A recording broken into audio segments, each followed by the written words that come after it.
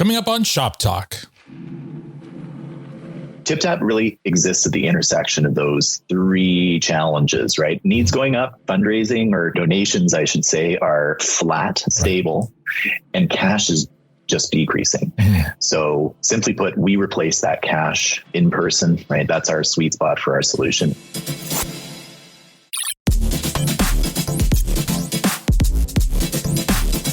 Hello, everyone. I'm Al Grego. And I'm Amanda Ibrahim. And this is the December 2022 edition of Shop Talk with Moneris.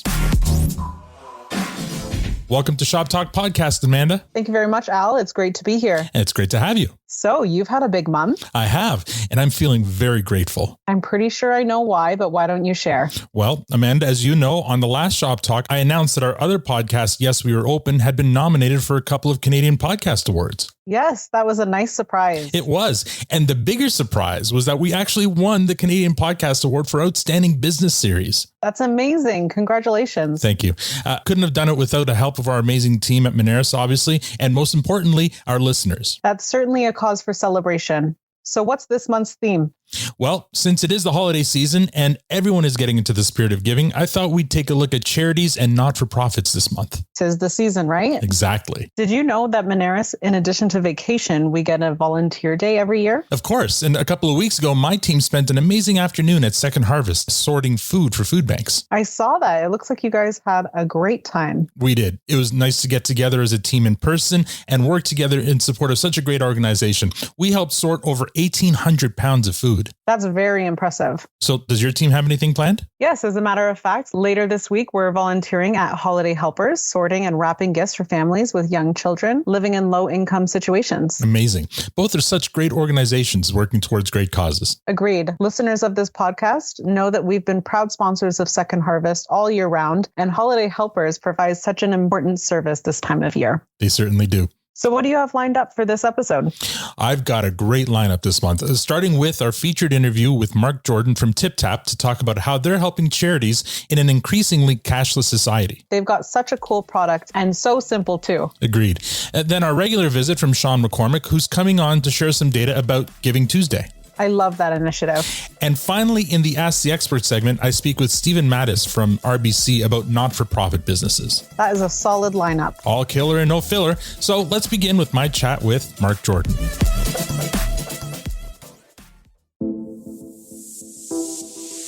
Featured interview. I'm joined today by Mark Jordan. He's a community giving sector lead at TipTap. Mark, thank you so much for joining me today. Thank you very much for having me. Mark, let's start with, the obvious. What does TipTap do? We're a touchless giving and touchless payment solution. What makes us unique is we are completely standalone, meaning you do not need to attach us to a tablet, a phone, any kind of infrastructure for that matter. You simply plug in our device and you're up and fundraising or collecting payments in seconds. I'm really excited to talk to you today because I've actually seen your devices in action. My family were out in Newfoundland this summer on vacation, and we were touring a cathedral in St. John's. And I noticed the TipTap devices where you could donate your, money for the church. There was also a couple of TipTap, what do you call them? Displays. And it was so easy because in this, especially with the pandemic, no one's carrying money around, but it was just, you use your credit card or your debit card, you tap. There was a couple, I think it was a $5 donation and a $10 donation, and it works. Amazing. Yeah. Actually, faith-based giving is a major area of focus for us, as you might imagine. So that's great that you saw us in action. Yes. And I was very excited because I knew about you guys, but I hadn't seen one yet out in the wild. That was my first time seeing it, and it was very cool. So how long has TipTap been around? So TipTap has been around for just over 4 years now. Our founder, Chris Greenfield, actually had the eureka moment in a moment of empathy. He was looking to tip someone in a hospitality setting and had no cash on him, as is more and more the trend these days. So he actually asked the individual, what if I came up with a button that you could wear that would allow you to actually collect tips from people just being able to tap that? And in that moment, TipTap was born. And since that time, just over the last 4 years and a bit, we've helped now closing in on almost 300 organizations literally thousands of programs across primarily North America. So amazing impact. We're really helping those who are helping others. In order to have one of these, you need a power source, I guess. You need a connection to the internet. So you need a power source. The devices all can get plugged in, which is the preferred method. You can also run them off a battery, high capacity battery. If you're out in let's say on a golf course where you're not going to run an extension cord to the device, right? And they all run off of the cell network. So there's no Wi-Fi. There's no kind of trying to connect with an existing internet connection. They literally run off the same technology as your cell phone does. And then the funds just automatically get deposited into your business account. Correct. Okay. So we work with Moneris in Canada to do that. That's how we connect our devices to ultimately the organization's bank accounts that we work with. Now, I'm assuming that there's a safeguard to prevent somebody from accidentally double tapping or something and getting charged twice or multiple times. Yeah, absolutely. So from a donor experience perspective, it's the same experience as when you walk into a retail store. So let's say you were in your local Tim Hortons, you had your card in hand or your mobile wallet, you hold your card to the device. There's a beep once it's recognized, and then another beep a couple of seconds later. So it is an intentional behavior that's required, similar to when you're at cash in a retail store, which makes it, again, harder to make an accidental tap or double tap in an accidental manner. And of course, the amount that you're donating is clearly marked on the device so that you can't enter more or less. It's whatever the device shows. What I noticed at this cathedral in St. John's, for each level donation, there was another device. Yeah, that's correct. Every single device is what you see is what you tap. Right. And that does a couple of things. In a donation scenario, there is no kind of humming and hawing, what will I donate? It's literally what you see is what you're donating. In a payment scenario, you are able to significantly line bust, as we like to say, because again, there's no kind of standing in line and punching in numbers into a point of sale. It's you're paying $10 for that beer, or you're paying $15 for that t-shirt, right? It's a very quick, simple 3 to 4 seconds to make the transaction. What's the highest amount that you can do? Is it 250? Because that's the most you can tap. Yeah, 250 is the tap limit, and we absolutely have used denominations all the way up to 250. Some of our partners have been using our devices at things like galas and luncheons, where again, the fundraising price point and the audience is that much higher. Sure. So imagine, popping a balloon for $250 to see if you won a flight that Air Canada might have donated. Those types of events. Are you based in Canada? We are a Canadian company, a Canadian fintech. We're actually proudly based out of Burlington, Ontario, which is where Chris grew up. And we work with primarily clients, as I said, in Canada, the US. We've done a little bit of work out of the UK and Ireland as well. No, I mean, I can really see the potential here for charities and for not-for-profits, but is there an application here as well just for like a for-profit business? And what would that be? Yeah, absolutely. So we have really 3 modes, so to speak: tap to give, tap to pay, and tap to tip. Okay.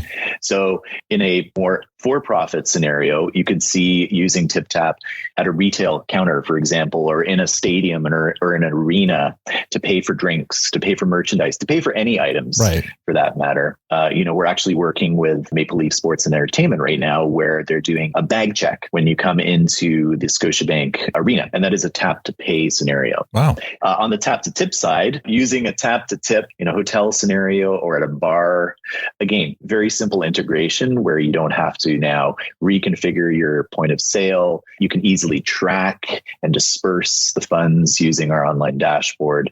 So it makes it really easy to use for not only donations, but certainly for those for-profit scenarios as well. What are some of the trends you see kind of in the charity sector? There's 3 macro trends that I think TipTap is really playing a role to help with. The first is the need is only increasing. So I think a stat that came out from Ipsos recently was that 1 in 5 Canadians actually intend to use a charitable service in the coming months, which is quite a shocking stat when you think about it. Right. Giving has remained fairly stable, according to other research from Nanos, which at first glance would be that's great news, right? It's not declining. The challenge is the need is going up. Right. And then what's also happening is cash use is continuing to decline. So it dropped to 10% of all transactions in 2021, according to Payments Canada. So TipTap really exists at the intersection of those three challenges, right? Needs going up, fundraising or donations, I should say, are flat, stable, and cash is just decreasing. So simply put, we replace that cash in person, right? That's our sweet spot for our solution. And we're helping organizations to raise more because they need more. You know, we're starting to see with some organizations the impact of TipTap as part of their total fundraising campaign. So for example, Salvation Army Canada, who last year had a goal of $20 million total across the country, we represented 11% of that with TipTap. So we're starting to reach this point where we're significantly impacting organizations' fundraising, not just sort of in the, even hundreds of thousands. We're now in the 7 digits, which is pretty amazing. One of the things that we talk about a lot is the fact that really, again, TipTap is an enabler. If you're investing $1 in a TipTap solution, you should be seeing $4 to $8 returned. So it's really a high impact, low risk solution to add to your donation fundraising ecosystem.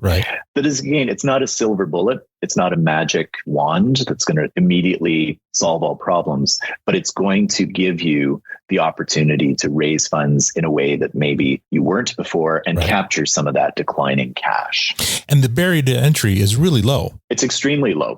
You could have a couple of devices out with a few displays, and we're actually seeing at the community giving level some of the greatest impact in terms of that ROI that I was talking about, 48 times. It's actually being seen at the community giving level, meaning organizations, that might take 5 or 6 devices, but they're raising enough. They're paying for themselves almost 16 times over in some cases. So you told me earlier that your website was just relaunched. Is that where you would guide people for more information? Yeah, twofold. So definitely the website, which was just relaunched a week that we're having this conversation. And we also have relaunched our e-commerce platform, making it even easier for people who are in organizations who are looking to pick up devices, might be for the upcoming holiday season. They might say, well, we might have missed the boat. You actually can get devices turned around very, very quickly by going to our online store. So either visiting tiptappay.com or shop.tiptappay.com for that information. Thank you so much for your time today, Mark. No problem. At Moneris, we empower merchants to keep doing business their way, while we handle the payment processing our way. What way would that be? The safe way, the always connected way, the awesome integrated tools to help you make more money way. We know your business never stops, so you deserve products that never stop working. That's why we're committed to providing our merchants with a payment partner that works just as hard as they do to make every sale. Moneris, proud partner of small Canadian business.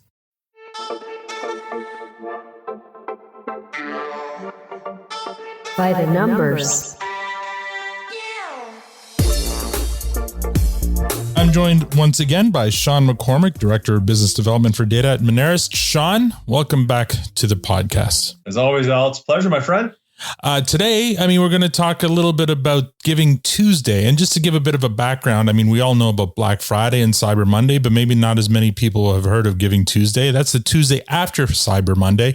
And actually, I didn't know about this until today. It was started in Canada back in 2013. And now it's in more than 80 countries worldwide. And in 2021, over $43 million were donated online in Canada on Giving Tuesday. So we're talking about this. It's a little too soon to get, numbers for this year's Giving Tuesday since it happened this past week, but we could always use the last few years as predictors. So that's why you're here, Sean. In your opinion, what can we expect for this Giving Tuesday? Well, Al, whenever I'm on your show, we always talk about how unpredictable and non-linear consumer spending patterns have been the last couple of years. And the patterns on Giving Tuesday were no different. In 2021, we always talk about growth year over year. So what was volume like 1 year compared to the same period 1 year ago? Well, in 2021, Giving Tuesday last year, we saw a 37% decline in dollar volume processed in this segment versus the same day in 2020. So a total of 37% fewer donations at the end of the day. That's a steep decline. Sure. Again, looking at the broader picture and how non-linear consumer spending patterns have been over the last 3 years, that doesn't surprise me.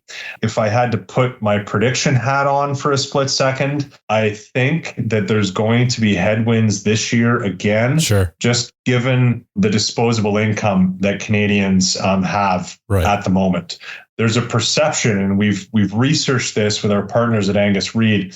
People think that they don't have as much money today as they did yesterday. Right. That may or may not be the case, but that is the perception.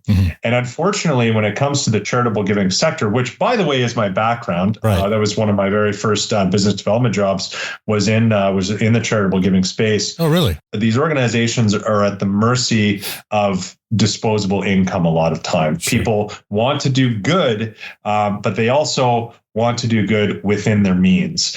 And 37% decline year over year last year, I wouldn't expect that that's going to go down another 37%. I think that if the drop happened between 2020 and 2021, maybe that will normalize and maybe that's flat. Right. If it goes back up, it will be because there directionally was an increase in average transaction size last year. So that was the nugget last year, the positive nugget for charities across Canada, is that the average transaction size in 2020 was $105. The average transaction size for a donation on Giving Tuesday in 2021 was $113. So we're talking 4 or 5% increase.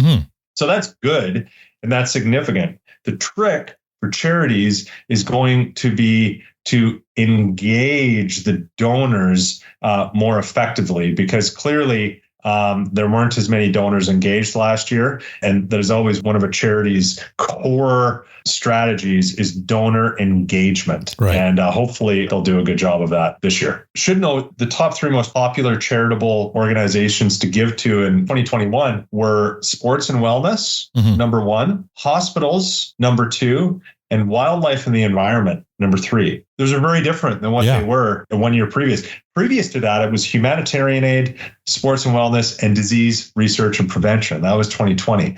So in today's environment, I think that there's a good chance that you will see humanitarian aid probably popular. We see all around us where the cost of living is driving more and more people into homelessness. And I got to think that Canadians, we have big hearts, and I have to think that we want to help those in need. And I think that that's been clear for all of us to see in the news. And I wouldn't be surprised to see the humanitarian aid back near the top again this year. Oh, for sure. Well, I appreciate all the time you've given to this podcast this year, Sean. Thank you so much. And here's looking to an upward trending 2023. I appreciate everything you've done for us this year. Looking forward to next year. Have a great holiday. Positive vibes and positive trends being sent your way, Al. Excellent. Thank you so much.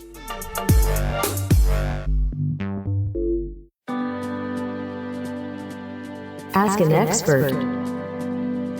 I'm joined today by Stephen Mattis. He's the Vice President of Commercial Banking at RBC. Stephen, thank you for joining me today. Well, glad to join you, Al. Happy to chat today. The theme for this month is charities and not-for-profit, because it is the season, to be charitable. So you're our expert today on not-for-profit businesses. You're going to explain to me what the difference is between like a regular business, like a sole proprietorship or a corporation, and not-for-profit in terms of setting it up to begin. So off the top, like high level, what is the main difference between like a regular business and a not-for-profit? I think the main difference, the primary difference, is the motivation or goal of an organization.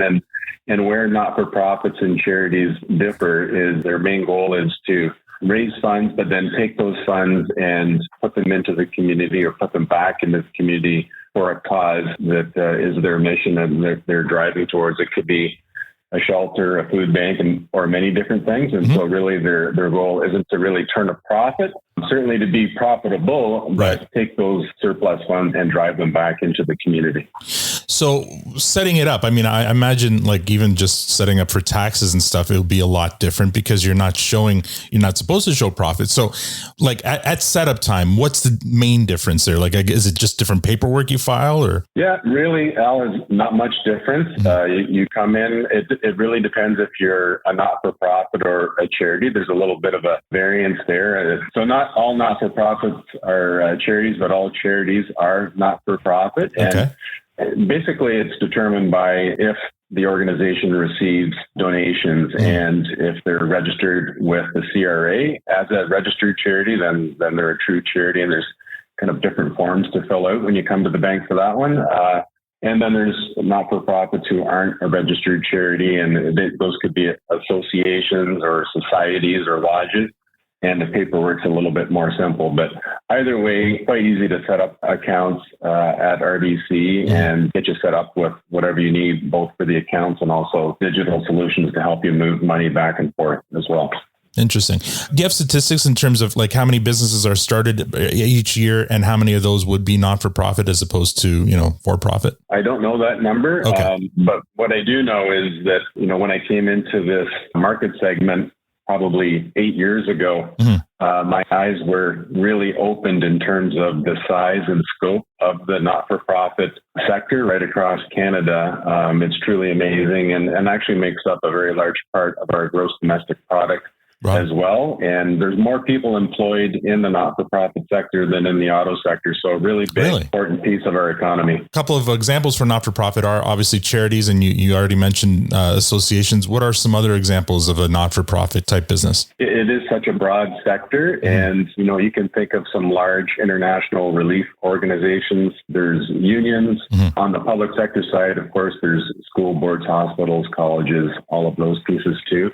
But just a broad sector of organizations that don't have profit as a motive and are, their focus is giving back to the community. Are you seeing any sort of changes to the not-for-profit segment in terms of technological advancements or anything like that we can look forward to? Yeah, I think over the last couple of years, and especially through COVID, charities have really had to take a look at their operating models, try and become as efficient as possible, try to find a way to connect with people in different ways to make sure that they continue to be engaged with their cause and with their purpose. And so there really has been a lot of advancements with digital applications, and that extends into their banking as well, just to ensure that flow of revenue can come in consistently, even when there are interruptions. And so we've seen a lot of that over the last 2 years and really move forward many charities in their digital journeys and allow them to keep revenue flowing and keep their organizations open for those who need them over those years. I mean, one of the challenges I know, not a lot of people carrying cash around these days. So when you have, for example, a Poppy Drive or the Salvation Army coming into the holidays, there's been a few advancements there too. Absolutely. And, we're super excited about those as well. We're always looking for ways that we can help our clients achieve their goals, achieve their missions, do it effectively, safely, with good governance. And there's been some developments, and one that's developed recently is a partnership that we've had through Moneris and tiptap that's been exciting, and be able to offer that to our clients. There's quite a few clients where that can make a lot of sense to have that opportunity to receive donations that maybe they wouldn't have received otherwise, just by having that technology available where it is 24 hours a day, 7 days a week, and a quick hit with people, going by, as you mentioned, cashless society. You miss those opportunities, but tiptap does accept all credit cards, debit cards. And so love to be able to give advice where we can bring a solution that actually increases revenue streams for charities. So yeah, great solution. Okay. So if one of our listeners has an idea to start a business and it is a nonprofit or charitable business, where could they learn more at RBC? Yeah, if they just go into rbc.com, they can follow through the not-for-profit piece, and actually all of our commercial banking teams are listed under those categories. So you'll be able to locate us if you're in the GTR region, just under not-for-profit, rbc.com, and reach out to one of the advisors. And we'll make sure that you get to the home of best fit, that we can look after you and get you set up and operating in a great way for your charity or not-for-profit. That's great. Thank you so much, Stephen, for your time today. Oh, thanks you, Al. Appreciate it.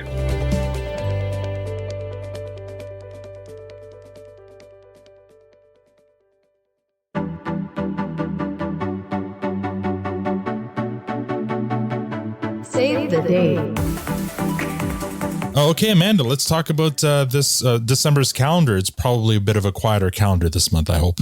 Yes, a little quiet. Everyone's getting ready for the holidays, I think. Mm-hmm. So what do we have on the calendar? Moneris is a proud sponsor of the annual Distillery Winter Village. It's taking place in the historic Distillery District in downtown Toronto. So make sure you check that out. It's open from December 17th to December 23rd. Okay, that's always a fun time to go over there. What else do you have? We have a busy month for e-commerce north. The Holiday Innovator Challenge will wrap up on December 6th with a pitch competition where the finalists will pitch their companies for a chance to win one of $5,000 grants.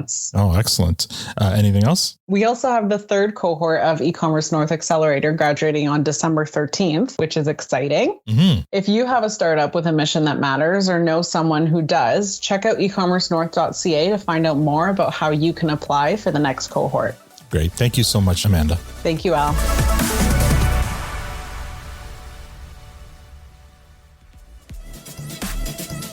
And that's all we have for this month. I hope you found this episode informative. Before we sign off, I'd like to let you know that season 3 of the award-winning Yes, We Are Open podcast is now complete. I bet you can't get enough of saying award-winning. I really can't. Anyway, if you haven't listened to the award-winning... One more time. Yes, We Are Open podcast, you're missing out. You can binge all 3 seasons right now. Here's a teaser. I have a question for you. What do the following businesses have in common? A cannabis store, an athletic wear brand, dog biscuits, a tech startup, a travel agency, hairdressers, a kid's dentist, and a manufacturer of silent booths.